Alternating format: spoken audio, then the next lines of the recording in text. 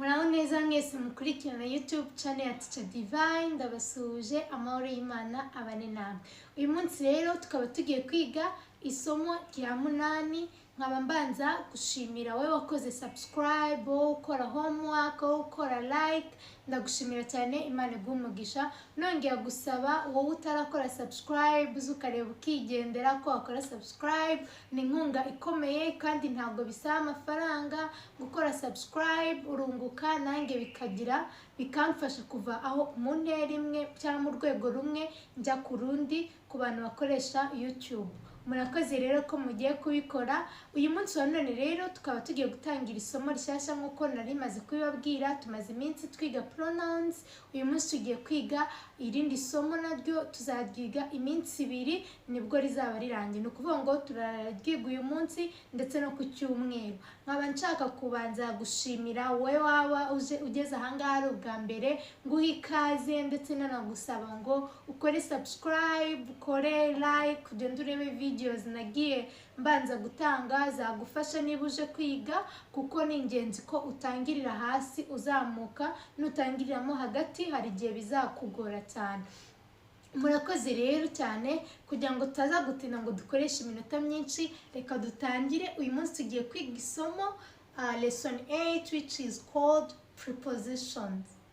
Prepositions ni ukuvuga ngo tugiye kwiga isomo rya 8 ari ryo preposition. Uyu munsi wa none rero mukaba mugiye kurigezwaho nange Teacher Divine, mubona ko mbibutsa buri munsi ngo mukore subscribe ndetse mujye munasharinga n'inshuti n'abavandimwe babashe kuza bagire icyo babona cyangwa babone ubumenyi, nanjye mbashe kugira vuga ati abantu koko barakeneye ibyo nazanye bifite akamaro. Murakoze rero tugiye gutangirana with the ushobora kwibaza ngo preposition ni iki. Uyu munsi wa none rero tugiye kubanza turebere hamwe what is preposition. Muri make ngo preposition ni iki. Kubanza mbasomere mu cyongereza nk'ibisanzwe ubundi ndaza kubasobanurira nyuma. A preposition is an important part of the English language. It is used to show a relation between the noun and pronoun in a sentence. A preposition must always be followed by a noun or a pronoun in a sentence. It can also be followed by a verb. Let me repeat again. A preposition is an important part of the English language. It is used to show a relationship between the noun and a pronoun in a sentence. A preposition must always be followed by a noun or a pronoun in a sentence. It can also be followed by a verb.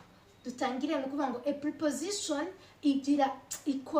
ifite umwanya ukomeye cyangwa umwanya ukomeye mu rurimi rw'icyongereza.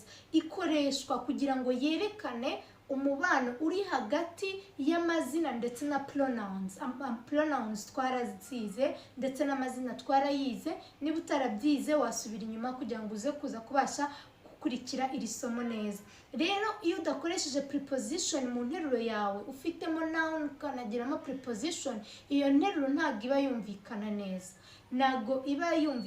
Ni ukuvuga ngo preposition mu Kinyarwanda twavuga ko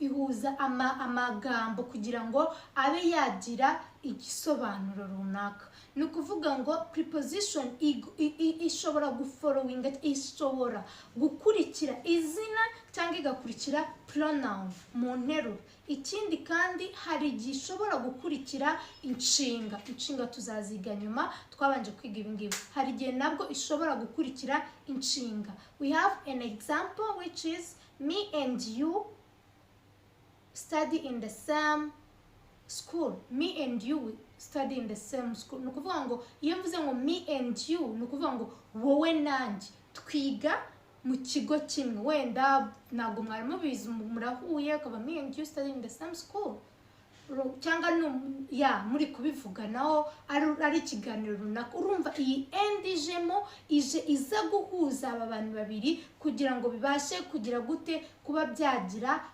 ubusobanuro buhagije. Reka twihute turebe ese ubwoko bwa prepositions ni ubuhe. We have different type of preposition, ariko tugiye guhera ku ya mbere ariyo simple prepositions. Simple preposition. Simple preposition ni ukuvuga ngo simple preposition are words like, bisobanuye ngo simple preposition ni amagambo nka at, for, in, of, on, over and under.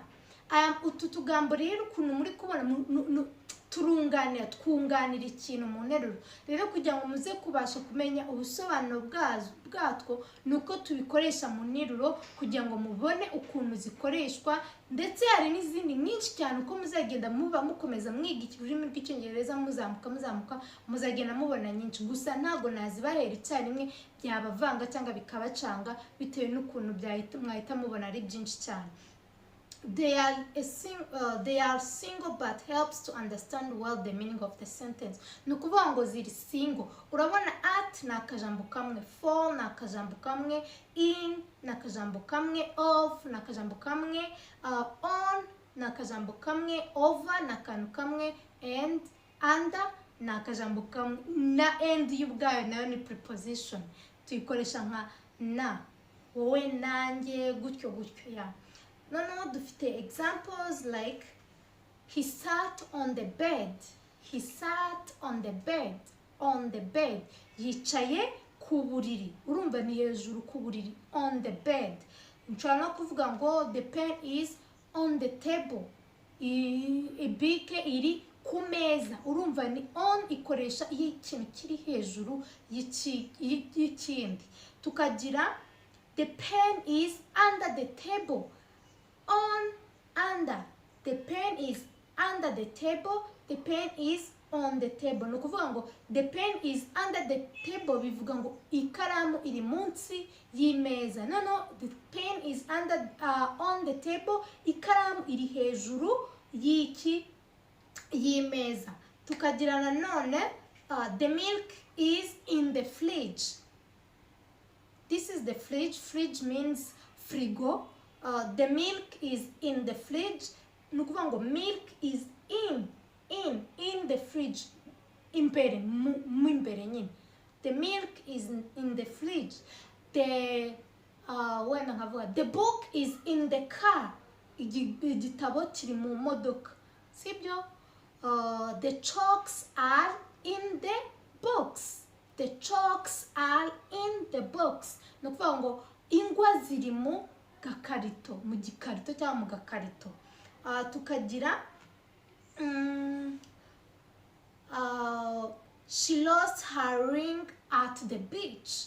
She lost her ring at the beach. Yabuze impeta ye, ring.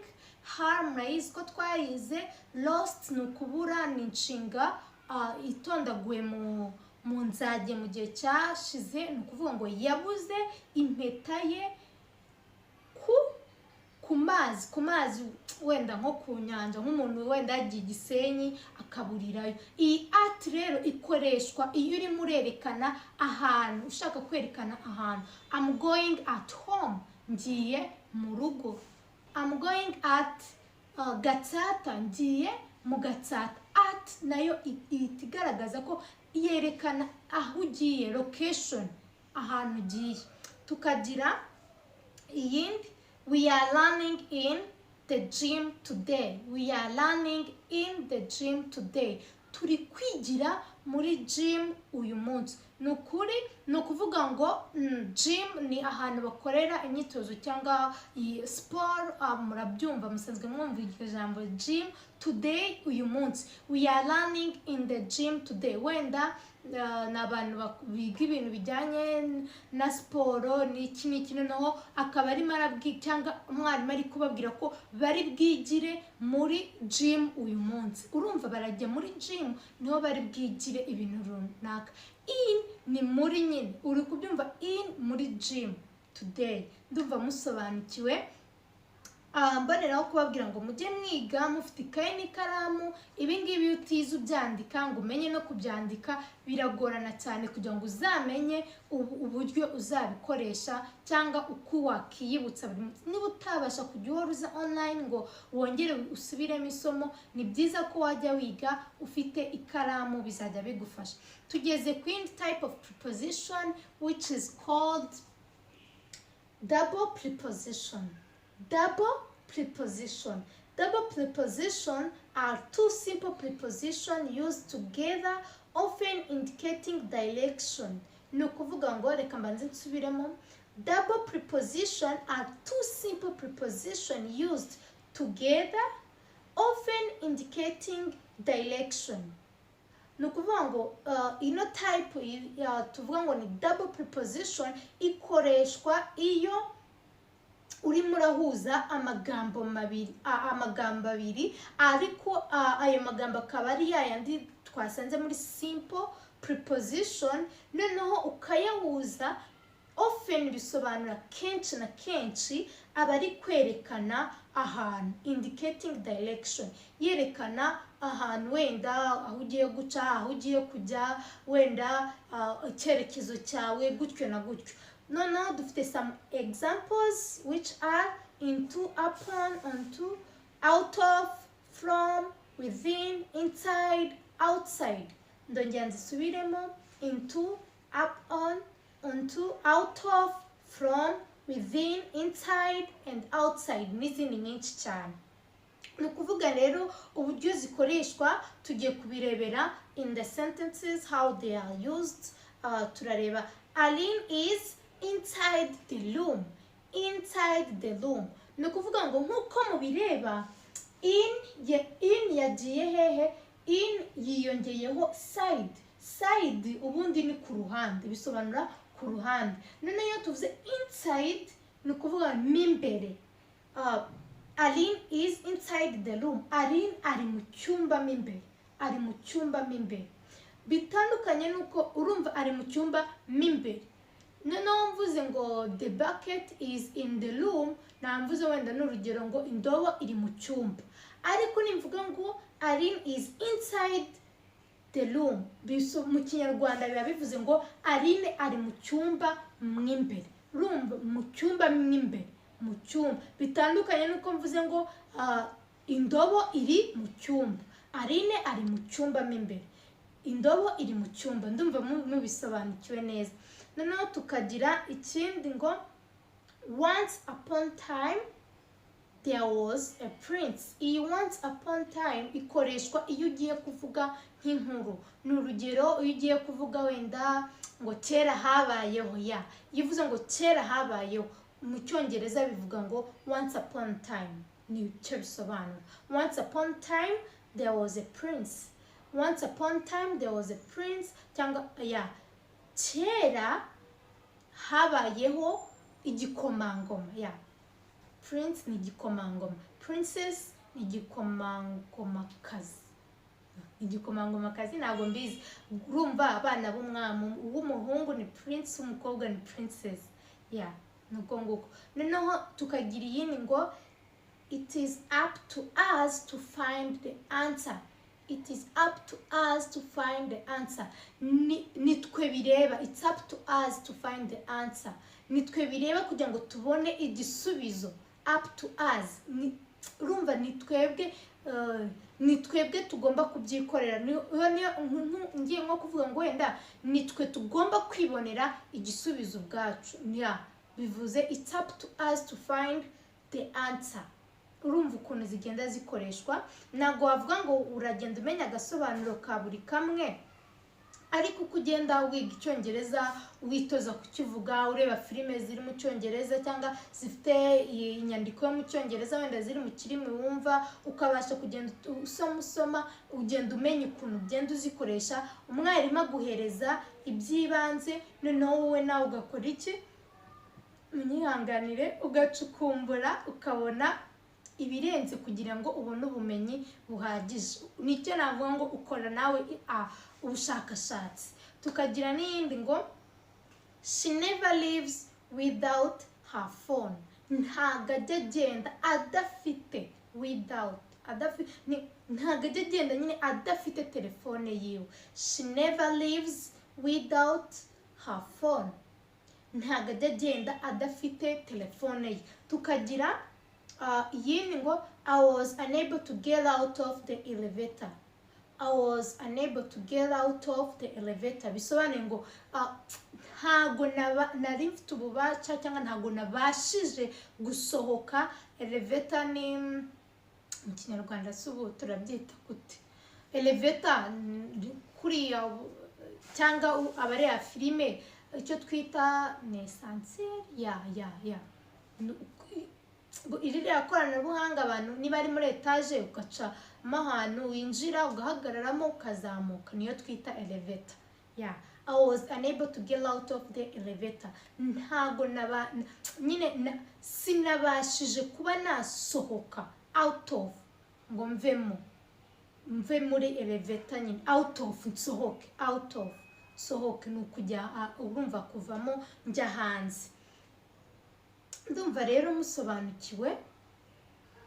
Uyu munsi wa none rero uyu munsi tukaba twize izi two types of prepositions ariko ejo ku cyumweru tukazigira hamwe izindi ariko murabizi ko twiga buri munsi new words tukanagira homework. Uyu munsi rero nabwo hari homework ndetse na new words. So new words z'uyu munsi ni amezi uko yitwa mu Cyongereza. Tugiye kwiga ibice bigize mu maso. Amezi tuzayiga ku cyumweru munyihanganire nuko nabiteguriye icyarimwe nari nibeshye. Tugiye kwiga dufite head. Ntabwo nzaza nsubiramo ibiri mu Kinyarwanda muzamu bisoma ahubwo nzaza nsubiramo inshuro 3 kugira ngo mubashe kuza kumenya uko mubivuga. Head, head, head, hair, hair, hair, eyes, eyes, eyes, nose, nose, nose. Tukagira ears, ears, ears. Tukagira lips, lips. Tukagira teeth, teeth, amenyo. Ndumva ari ibyo ngibyo. Uyu munsi nabwo rero dufite homework iravuga ngo use the following preposition to complete the sentences. Ni ukuvuga ngo urakoresha preposition nabahaye kugira ngo wuzuze izi nteruro. Dufite in, and, inside, and on. Dufite in, and, inside na on. Ni ukuvuga ngo urazikoresha muri izi nteruro nabahaye. Dufite Aisha -- Jack are studying. Tukagira the teeth are -- the mouth. Tukagira Alex is -- the room. Tukagira the pen is -- the table. Nuko rero uyu munsi wa none iyi niyo homework. Mwihangane mukore homework birafasha cyane. Iyo ukoze homework binyereka ko ukurikirana ndetse ushaka kumenya ndetse niyo ufite ikibazo mbasha kugusobanurira. Murakoze cyane rero nkomeza gushimira Sky na Happy umuhate barimo baragaragaza ko bashaka kwiga no kumenya ururimi. Ni byiza cyane ndabashimira namwe mwabigiraho. Murakoze cyane. Imana ibahe umugisha nawe utaha ku cyumweru. Bye bye.